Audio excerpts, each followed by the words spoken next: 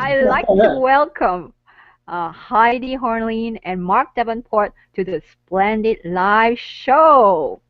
Heidi and I are both members of an online Facebook group, and I was intrigued by what she shared in that group. Therefore, I invited Heidi and Mark today to share their story of creating a relationship beyond their wildest dream. So please give a hearty welcome to Heidi and Mark. Yay! Hello, and thank you for receiving us. This is great. Yeah. I'd like to start with Heidi. Can you tell us a little bit about yourself, and then after that, Mark can have a turn. Okay. All right, go ahead. I'm happy to. I am a transformational relationship wizard, and I work with people who have experienced relationships which were not satisfying and even maybe very problematic. And they might find that the only way out is to be alone. And so I really, by my own experience, which I have done all this experience for myself, am able now to connect these people with their inner self, with their deepest desires, and help them to step into their possibility and to see how to create a new relationship, or be able in their old relationship to really transform it into a completely new way beyond their wildest dreams. And I have the tools to give them to do this transformation. I have done coaches training for transformational coaching, various degrees. I'm a counselor, and so I really feel happy to, then it's my practical result here. Mark, who I called in after having done the course Carling and the One and the training for coaches. So I really am happy to share that with you all. All right, great, thank you. So calling in the one, Mark, your turn, Mark. Me. You bet. Yes. That's wonderful. Well, I'm Mark, and I have a background in teaching and in counseling, and I help people who are going through painful, emotional times in their lives to change their lives, change their life, their thinking, and their behaving, so that they can once again find satisfying circumstances, satisfying relationships. I help them see where they went wrong, not wrong, that's the wrong word, how they got into the circumstances that they did find themselves, and what needs to be changed, and how to change that so that they can have a way of engaging with their life and with the people in their life beyond their wildest dreams. Yes. Yeah. Wow, that's good. So, you are both now living in Italy, is that it? That's right. It is. Okay. Yeah. So, what was your life like before you met each other? So, who wants to go first? Heidi. Okay. Both of us were alone. I was alone in Italy. After 3 long-term relationships, I had sort of decided I don't want that anymore. Finally, after the second relationship where I was still financially dependent, and where to come out of it was really, really, really difficult, because you don't have anything to live on. So I after the third one, then I thought, now it's finished. I don't want to go into a relationship anymore. But I had before developed a cancer, and I thought must be something which has to do with me. Why do I choose people with whom in the relationship I feel unfulfilled, I feel unhappy, and I even, work against myself by getting a cancer? This is really self-destructive. So I thought there must be something with me, and I might need to change something. And that's when I found, for instance, Claudio Naranjo and the Enneagram, and I studied the Enneagram, and I understood that my Enneatype really likes to suffer, And, Okay. All right. And a very important thing was that this Enneatype stays much too long in relationships which just don't do for them. And I did it the first time 12 years, the second time 8 years, and the other time 10 years. It was after the first year I knew I shouldn't be there. And then I finally found Feminine Power and Calling in the One, and I did all the courses, and I did all the coaches trainings, and that was the moment of really change. And then my little voice which said, I want not to be alone, I want to be in a relationship, I could listen to it, and now I could be confident to find the one. And here it is.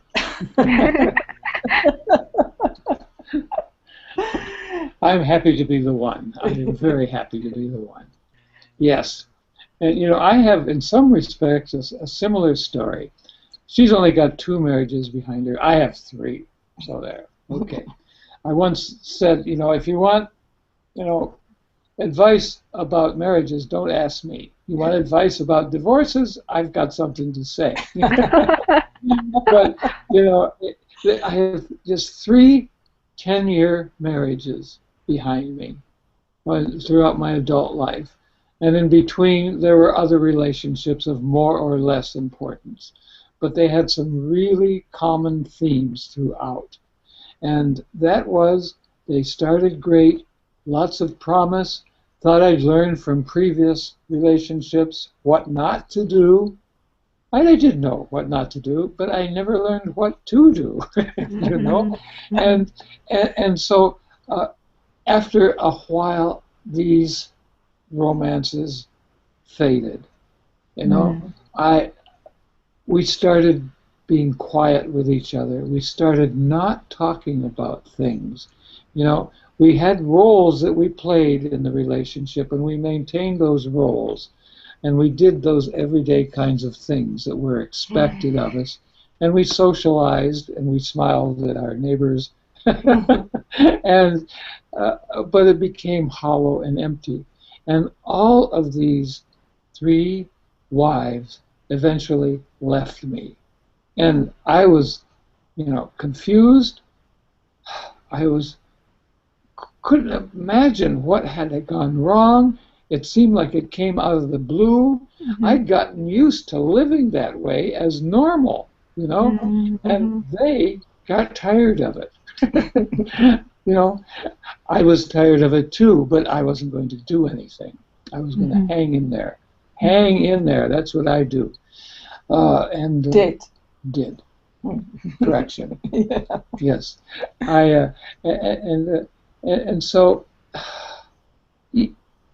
eventually I got to the point where I was old enough to legally retire, so to speak, and I decided I don't want any more of this. I'm going to live alone. And I headed off to a retirement community in Florida, where my biggest decisions were how to get to the beach early enough before all the good parking spaces were taken. And it was just a life without any real problems, nothing I couldn't handle at all, with relative simplicity. And then, I watched my neighbors grow old, and every 2 weeks there'd be an announcement of a funeral in the clubhouse, coming up, and I realized that this is the end of the line for people who stay here. There's no way out but down, and of course, I still really would like someone in bed with me at night, I certainly, the nice things were gone too, and I'd used that time, several years in Florida, to indulge in some soul searching, and I met people who were helpful. I met some really important spiritual people, some really important relationship people, some people who really understood the psychology of us and who understood the historical perspective that we were in. You know? And came to understand that this was not just happening to me, this was happening to all kinds of people. You know? And so, I don't know where to stop with this. I think I've answered that kind of first question you asked, but that's what it was like, you know. There's a saying in Alcoholics Anonymous that you don't have to ride the garbage truck all the way to the dump.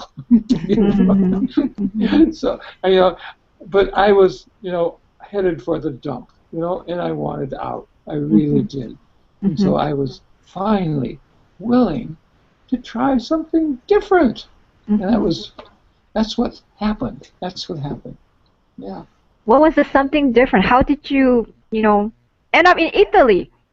Well, because she was there, and she wasn't going to live in the U.S. Thank you very much. She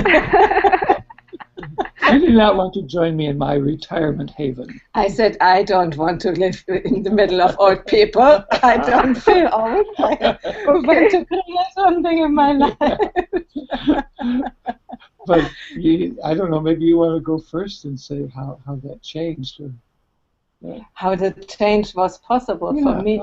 I think I talked already about it. I was prepared by my trainings so that I knew, at least, you know, by experience, how new relationships or better relationships would work. And I have done this whole transformation, this growing up in myself. So I was, you know, I still had fear that the next relationship could fall back into the old patterns. But at the other side, there was much confidence that it wouldn't happen. Because now, the first time in my life, I really knew how things work, how my patterns were, and how I could behave and think and believe differently.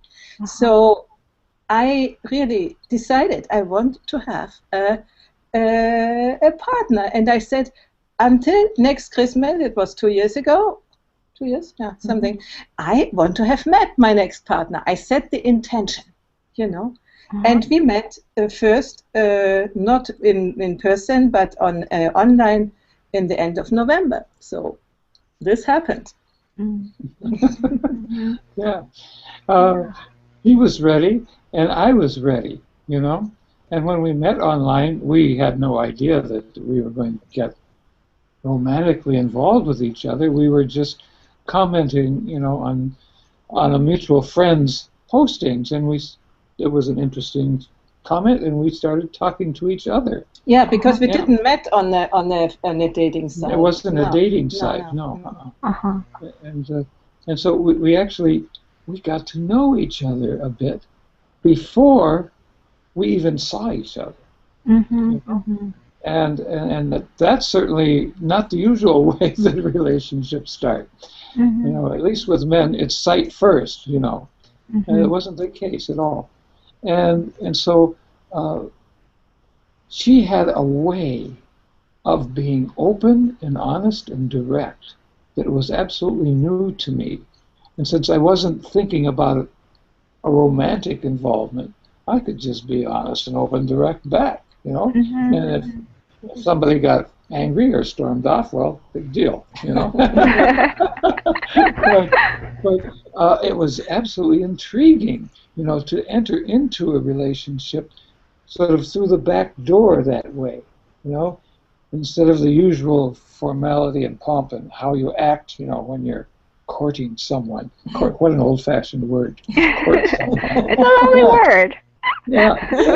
Yeah. And so she, with her training, was able to stay open and authentic and honest, and it invited me in to do the same. And this was a safe container where we could just be honest with each other and not worry about the outcome. And so we got to know each other in a really rapid, couple of 3 months, you know, and I got on a plane and came over to meet her. You know? And within 2 weeks of being together, after one crisis, which was really telling, which really exposed to me, showed me some of the games that I'd been playing with myself for a long, long time, a manipulation that I habitually did in relationships. And she saw it, and she called me on it. And I had this, aha, this huge experience. She transmitted to me, this vision that she had of how relationships should proceed directly and openly. And I got it. And I decided to stay. I was ready to stay. I had to go back home to Florida to fix up some things and put things in order. But a month later, we were back, and we've been together since. I was back, yeah. So. Can you tell me more about this crisis that you had before you had this revelation? Oh, do you mean still in Florida before I left, you mean? Or do you mean after I arrived here? But I think when... That you just... Yeah. That whatever the crisis you mentioned that led you to making that decision to stay. Oh, yes. Well, that was quite dramatic. I had a favorite American news show that I like to watch frequently. I grew up in the northern part of the country near Chicago, and so I like to tune in the Chicago news for all the grime and crime and political corruption and all the juicy stories that come out of Chicago every day, And I said, I think you'd like to watch this. I think you'd find this really interesting. Yeah, after 2 weeks that you haven't watched anything. I hadn't watched it for 2 weeks. I needed to catch up. And she said, why would I want to watch the news from Chicago? Just as simple and straightforward as that. Ask me that. And I had no answer, I realized that I was trying to manipulate her into doing what I wanted without really asking her if she had any interest. I just assumed that she would. I tried to put her in a position where she couldn't say no. And, And the true thing was, he didn't want, it was late in the night, this transmission for our time zone here, he didn't want me to go earlier to bed than him. And so he tried to tell me that I would like Chicago news. And it was a big challenge also for me, because in my former life I would have said, yeah, okay, if he really wants to listen to it, so I will stay up and listen with him. It's not a big deal. I can do that for him. And then I said, no, I don't want to listen to that, And I said, no, I don't want to. Yeah. And later we were able to talk about this way, how we try to manipulate each other, giving to the other the decision for our own desires, because he wanted to see the news, not me, but he tried to talk me into that it was my desire, and then you feel like, it doesn't feel, well, shall I say no, shall I not? But if I say no, what will he think of me, and so on. I discovered it before, but with this, he discovered that this is the normal way how normally we behave in relationships, and we don't see how much we put the other person in prison and in a very awkward situation. Or they have to rebel, and this is not nice, or they have to say, okay, I do it, and this is not nice at all, So, yeah, well, it seems like a small little incident, but it was very revealing. And I realized, that there's some things in my life that I've been doing wrong forever. I just, not wrong, but I did these things unconsciously, Mm-hmm, you know, mm-hmm, and this is something I had learned as a child, you know, to try to rope other people in, to uh-huh, not being able to say no to what I wanted. You mm-hmm, know? And as a child, it was important. You know, mm-hmm, that's how I understood the world. You know, and that's how I could be part of things and mm-hmm, have other people with me. But that's childish. You know, that's Yeah. not adult life. mm-hmm, And the good thing, the funny thing was when he went back home for the month, he found out that other people do it too. His friend does the same thing with his wife, and the other one does it too, and the wife does it with the husband. It was a sort of revelation. Yeah. uh-huh, uh-huh, It's a way of putting responsibility on the other person, you know, for mm-hmm, things that one should take responsibility for oneself. Yeah, Just yeah. being clear and straight. Yeah, it was great. it was. It was. And that Yeah. was just the beginning. That Yeah. was just the beginning of So, so so much. this is like part of the difference, right, between all your previous relationships and the one you're having now, right?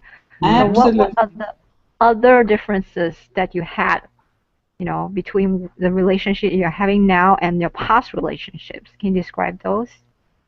I think the main thing is we did it very early when we came together. We did a firm commitment that our relationship should be in service of our personal growth, Yeah. his and mine, and of the growth of the relationship. And that we wouldn't say we will stay all the time together for whatever cost, but when, you know, when these goals are not served anymore, there is the possibility that we will separate. So we don't keep ourselves in prison or the other person, you know, now for all my life I will stay with you, or you have to stay with me. It's not, we hope, you know, that we do that, but it is not, how to say, Till death do we part. yeah, it's not, Not this one. necessarily. We are committed to be very clear, very enhancing each other. How do you say? To help each other grow and develop. Yeah. And to be take responsibility for our own emotions. So when before you said you make me angry, you know, this isn't there anymore. No. Uh-huh. I get angry for some reason, but it's not because he makes me angry, you know. Mm-hmm. And when there's new things appear, then we will talk, no? Yeah. Mm-hmm. And talk and talk and talk and talk. And talk, As and long as we need. as long as we need. But normally we don't need so long. No. The first half year, I think it was the most difficult one, because we had to work through all these things, and now it goes so quickly, and we sometimes really burst in laughter when we begin to enter in a situation which before was dramatic. That's really something. There's so much less drama in our life now, you know? Histrionics and so forth. Though it's true, I can have an explosive temper sometimes, you know, and she doesn't take that personally, you know? She doesn't feed back into that. If I get to a point of frustration, I know now that I feel ashamed of something. There's something going on. I'm supposed to know this. I'm supposed to be able to handle this situation, and I feel ashamed because I can't. And why do you make me do that? You know? Gosh, I almost forgot where I was going there. But the focus goes back onto myself. She doesn't feed into it, and I have my own emotions to examine and deal with. And, you know, it doesn't take long. Like she says, we often burst out laughing in the middle of this business because we recognize the dynamic. And then my shame goes away, and I can be just human and open and vulnerable. And of course I don't know everything, you know. Yeah, the thing is, what is really important, that we don't ask to the other to be something else as she is. We are free to express ourselves as we are. We don't have to try to please the other person, you know? Mm-hmm. We just are. And the other, sometimes he doesn't accept it, and then he tells me, and I say, okay.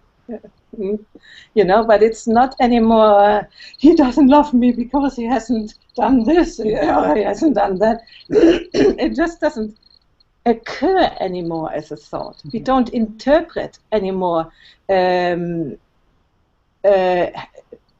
words or acts of the other person. But when we have a suspicion that there is something not, we ask, how do you mean that? How often have I asked you, how do you mean that? You know? What does it mean? Exactly. And so often I found out that it was completely a different thing than I thought that it meant, you know. So you really give up interpretation and think that what you think the situation means would be the right thing. It normally is not. So I think these are the main tools we are using every day. Every day. And you know, we do have some language communication problems too. You know, we both know Italian here in Italy, which is helpful. But I don't know any German to speak of, and she, as you can hear, does quite well with English. But still, there are times when I just don't understand what she's saying, and it leads to strange and sometimes exasperating abysses of miscommunication. But there's the willingness to not take it heavily, or how do you say? To just inquire until we have understood what the other means, and not get angry. Why don't you understand that? Understand what?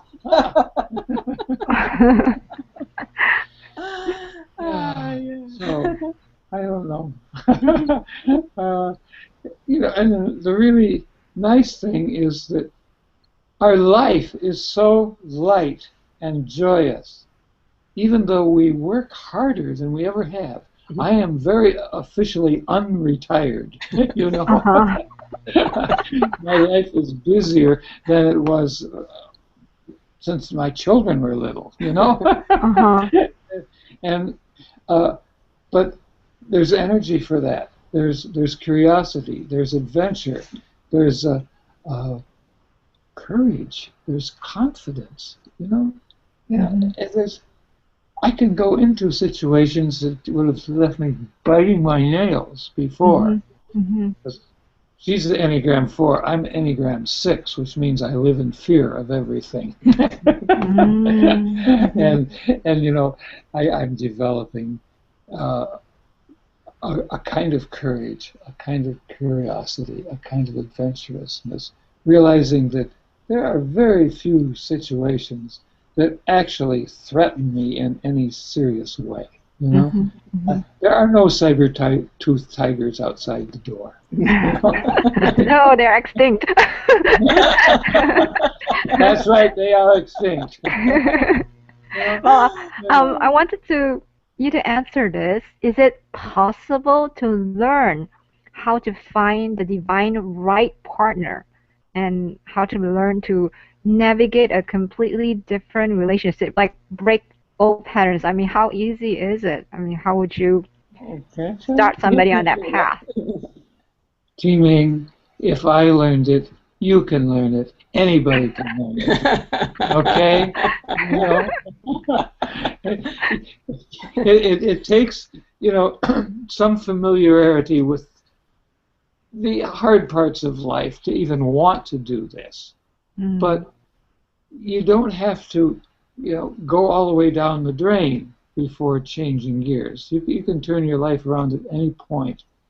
And if people could see really what few things have to really change, fundamentally change, in order for life to become immensely better,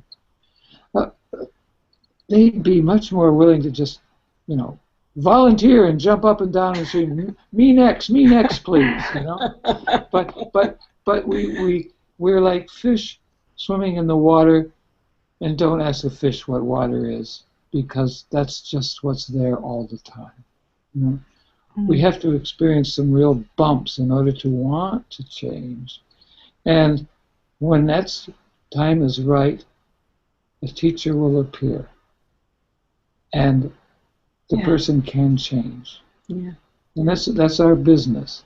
You know, helping people who are in these difficult periods to change their life, change their thinking, to look back and get some idea of how their young person inside years ago decided the world is and what they have to do.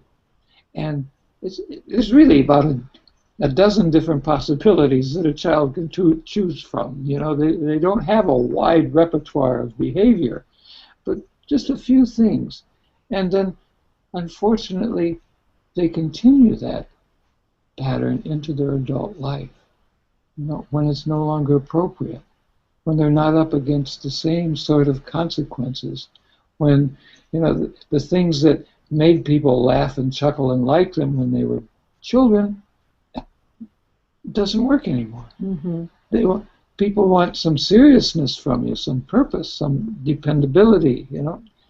That's just one possible script. Yeah. There's many others. But what you named already is what we have learned as children is covertly still guiding us when we are in adult age. And so if we learn our own patterns, to recognize our own patterns, and then the identity in which we are living, you know, for instance, for me it was an identity, I'm not enough.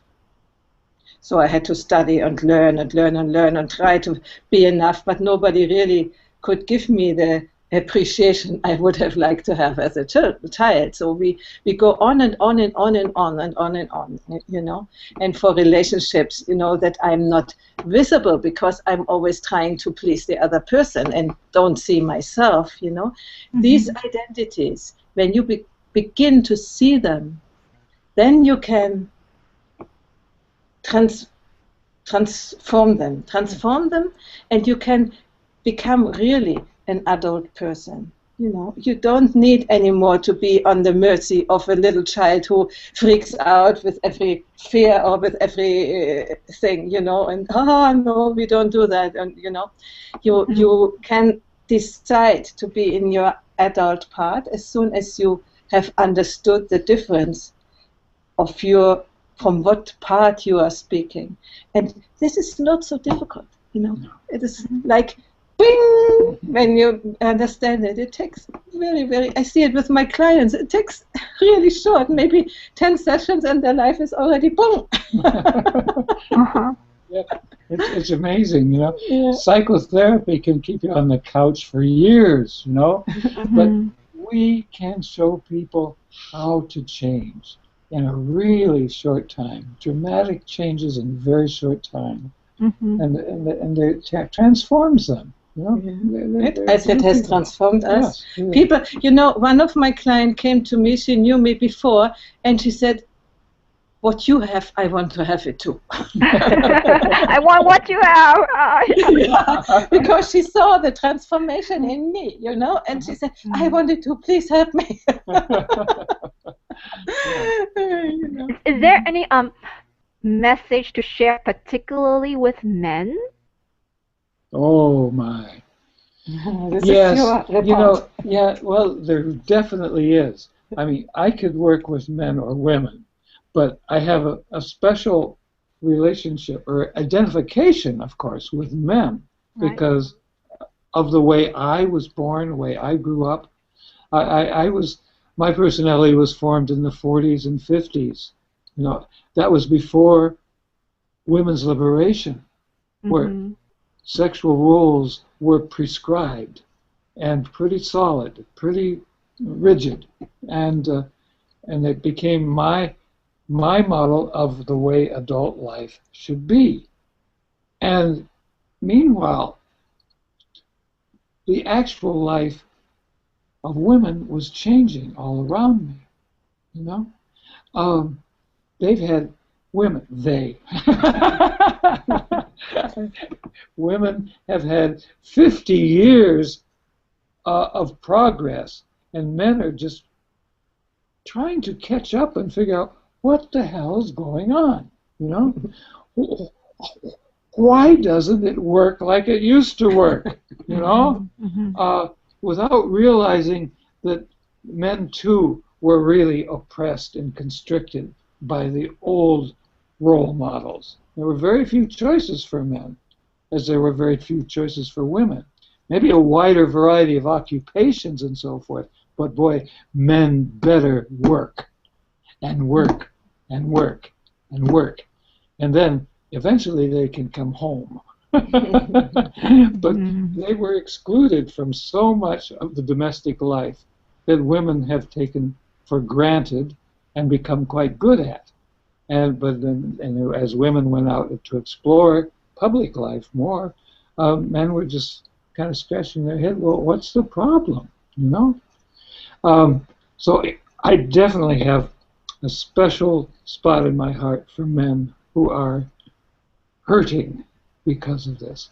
For men who have 7 times the homicide, I meant to say suicide rate. It might be that with homicide too, you know, of women, you know, who don't live as long as women, and we take it for granted that men won't live as long as women. There's no reason for that. You know? Yeah. Men get spent, you know, out there in the work world. The number of men who work over 49 hours a week is several times the number of hours that women work. I mean, the percentage of women that work that way. Some of these statistics are just, if they were reversed, there would be such an outcry, such a revolution against the treatment of women that it would be reversed, you know, overnight virtually. But men have come to expect this of themselves, and they end up empty and hollow and disillusioned, disappointed, and alone. You know, much more likely to end up living alone than women are. The women may not be married at the end of their life, but they're not alone. They're much less likely to live alone. Yeah. Yeah. So this is not only this; it is also that men are deprived because they don't have time normally. I mean, it happens now a little bit with women too. Because of the much work they are doing, they don't have time to go inside and to find out, you know, what life really is. They're so in their provider role still, and then when the woman says, "I don't need you anymore for keeping my life going," then they don't know what to do. I mean, they feel helpless. And I think what really the message is that there is a possibility for men to be liberated too. Masculine power in a completely different way than we thought. Before we thought this is masculine power. But, you know, the power is defined as the possibility to be the patron, you say patron? Patron of your life. Master of your life. The master of your life. And men normally are not, you know. They think work and then television maybe, and that's it. And they have difficulty to connect with modern women. I, in my past, had the problem when I met men. I was too much for them. I was too, you know, too free, too modern, too I don't know what. You know, he is the first person who has no. How to say, no fear, he's really my peer. And the others or try to oppress me, or then they went, something like this, you know. This is this general state of man, which really is changeable too, and they could live such a more satisfying life. They wouldn't need to go into alcohol, for instance, and smoking and all this stuff, what they do. That brings up one other point I'd like to make about them. in contrast to women. Ask a man how he feels, he'll tell you what he thinks, you know. And this men have become hardened to their feelings. They're supposed to be all action, masterful, you know, go through anything, march up the hill and get shot if necessary, you know.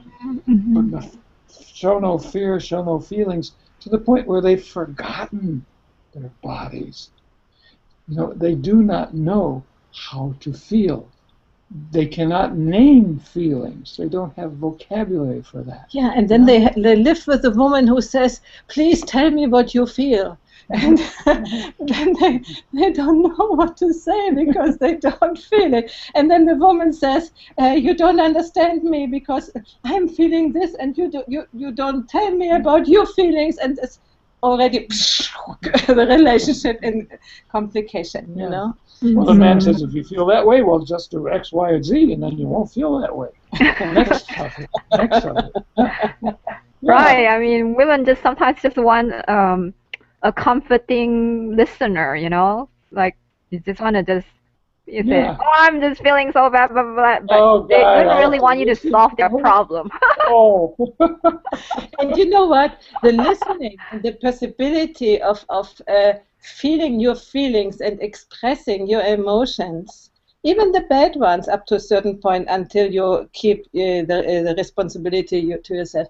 This is the fuel on what real good relationships work. We need, when we want to be intimate, we need to be able to feel the emotion of the other person, and not to say, oh no, there was nothing, you know, I don't feel angry, or no, I don't feel angry. I'm not angry! So we really need to be connected with our emotions and share the emotions in the partnership, and this creates an incredible intimacy, and men are yearning for this intimacy like women do. Oh my. You know? Yeah. So there are ways, even for men, to reach that state in which happy relationships, fulfilling relationships are possible. Yeah. Can you maybe share one technique that men can use to, you know, feel more and articulate their feelings? Actually, yeah. I have developed a series of videos all about touching and being touched. And I go into various aspects of touch, and I stress actually in the early parts of that series, actually not so much touching people as allowing things to touch your body, just feeling how the body feels, just noting how it feels inside your clothes, you know, for example, or against the air, whatever your skin is touching. The skin is huge. It's about 1.5 square meters. That's 15 to 20 square feet of feeling surface. And we don't have any structures in the skin for feeling pleasure. We can feel pain, we can feel heat, we can feel cold, we can feel pressure. And this is what men also feel. Yeah. When you and that's what men know about. Yeah. They don't know about the actual pleasure of just allowing sensation. So this is one way in. Because once a person can feel, oh my gosh, this is wonderful, you know, just to notice what this sweater feels like, you know, it's really lovely, you know. Men don't do that, you know. But once they allow it, things start to happen. They start to discover that their body is alive and vital. It's, you know, that thing that they left behind in childhood when they went off to school, you know. And still there. Yeah, then from there they can also learn to really notice the feelings and the emotions. When I work with men, it's much more difficult that they are aware of what they really feel. Is it, you know, sadness, or is it anger, or is it whatever? They often cannot really say. And by getting ever more sensitive to oneself, because they are sensitive creatures like everybody. They've only shut down this sensitivity and this.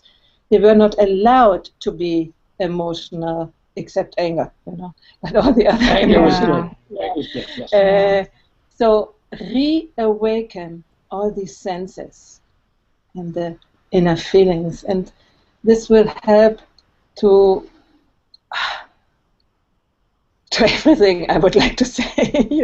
It makes you be completely different in the world, not only in relationships, but with yourself. You feel in a different way with yourself, because you begin to feel, while you speak, you can feel your feet, your butt, and everything. You can feel your whole body. It's like you are at home in your body. And this is such a satisfaction in itself. And it's not on women have more easiness in that, but because they were always allowed to have emotions. Men were not allowed to have emotions and feelings, so they are a little bit cut off of this, but it doesn't mean that they cannot learn it. Oh, there was one emotion besides anger that we were allowed. What was that? Sexual excitement. Oh, yeah. Yeah. All of these feelings, we were so ignorant of them, but they were allowed to be expressed sexually. And all of this energy and concern and concentration and goal-driven activity, got transferred right into the genitals, And of course that women are very suspicious of men approaching them, because these men are not interested in them, they're interested in feeling something. And this is the only way they could do it, is by sexuality. And that's what women, at least me, I cannot speak of others, often turned completely off, because I thought I have to be the means for his way of getting into feeling, but I want to have a different setting and so on. And I think this is one of the main problems between men and women in relationship, that men think most that the only way of being in touch is by sexuality, instead of being in touch in another way. Aww. Yeah, I wanted think to so much. Yeah. Great.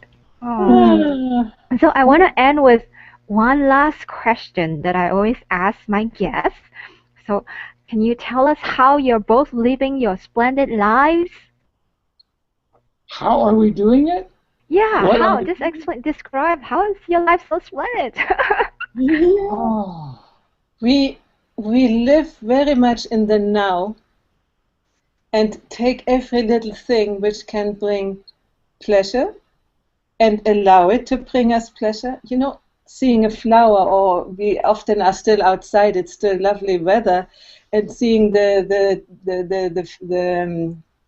leaves falling down and having different colors, all this adds to pleasure, and we can have it together.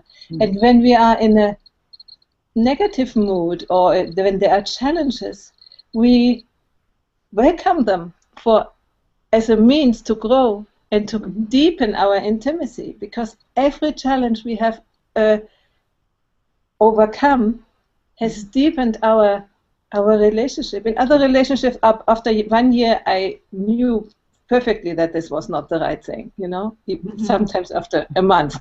And here we are together 2 years and something, and it gets better and better. I mean, it was very good before, but you have the beginning that the feeling that it doesn't end. It's ever deeper, ever how to say? More expansive. Yeah. There's fewer opportunities to contract and hide away. And you say expansive. This is true, because we then can inspire other people, even our friends. They like to be with us because, we are not so complicated. We don't, But this joy is transmitting, That's the word, joy, it's contagious. Yeah, and once you flip the switch, you find the joy everywhere. Yeah, this is how we live our life. And we're really slow to get out of bed in the morning too.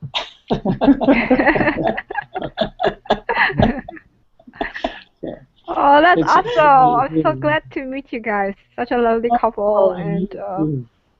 I Thank you. really appreciate the opportunity to interview you for, getting the, I guess, revelation about how, creating a wonderful relationship should be like. And I hope to meet you in person someday. That would be wonderful. Yes. Let's keep in contact. Yes, by all Okay. means. And thank you very much for You're having this welcome. wonderful interview. We really enjoyed it. I did. I you? did too. Okay. Yeah, really. But we enjoy everything. All right. Bye-bye. Bye-bye. Bye bye.